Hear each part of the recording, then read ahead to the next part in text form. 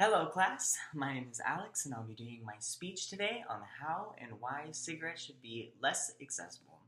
Smoking is an ongoing problem that has affected us for hundreds of years now, and that affects everyone, including you and me.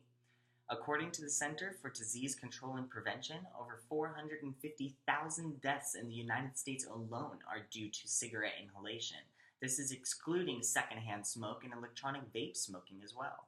Through a totality of new public education and restraint on cigarette handling, our generation may actually be the ones to end this huge epidemic. Tobacco plants have been idolized for hundreds of years, dating back to the ritual importance in 600 CE to Christopher Columbus's New World expedition. Tobacco has been consumed and worshipped as if it were the Holy Grail. It wasn't until the 1800s when smoking became a popular culture for anybody to partake in.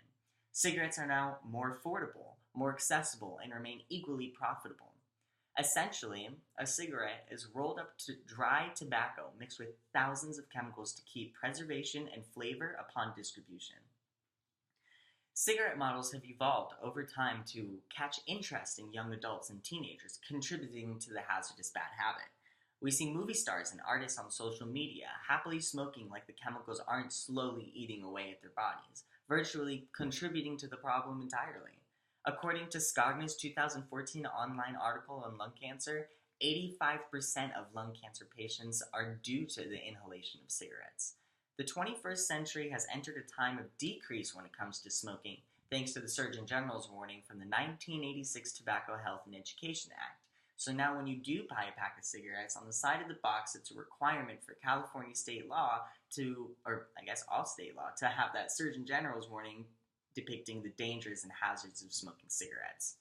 But our technical advances may have just been pushing us further from the reconciliation of smoking in the first place. Electronic vapes and these things called juice have been designed to make smoking easier, more under the radar, specifically hindering to young teenagers to keep it in their pockets during school or around hangouts. Slogans in our media like "Be the generation to end smoking" are recognized in efforts to decrease cigarette smoking, but campaign slogans and television commercials may not be enough. It is important to further educate the dangers of smoking in school systems and work environments to decrease the appeal of smoking as a whole. We are encouraged to guide smokers to uptake healthy habits in place of that habitual back and forth motion. But what if cigarettes were under the same regularity as Class A drugs, or any drugs for that matter, including alcohol? Cigarettes are classified as a type of drug anyway. Providing the same prohibitions may result in further success. For instance, already upping the age to 21 of smoking cigarettes in the parallelism to drinking alcohol has actually decreased the amount of smokers today, including myself.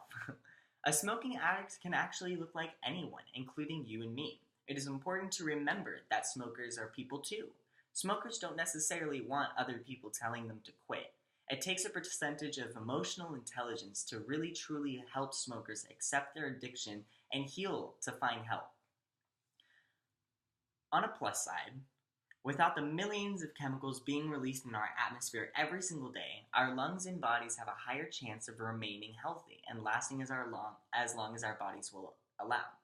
This benefits non-smokers as well as smokers entirely. For example, today in certain casinos, smoking is allowed in the designated smoking sections, but of course it's impossible to keep all of that cigarette smoke in one small section. The water and land that surrounds us also takes an important role in the benefit of less cigarette accessibility.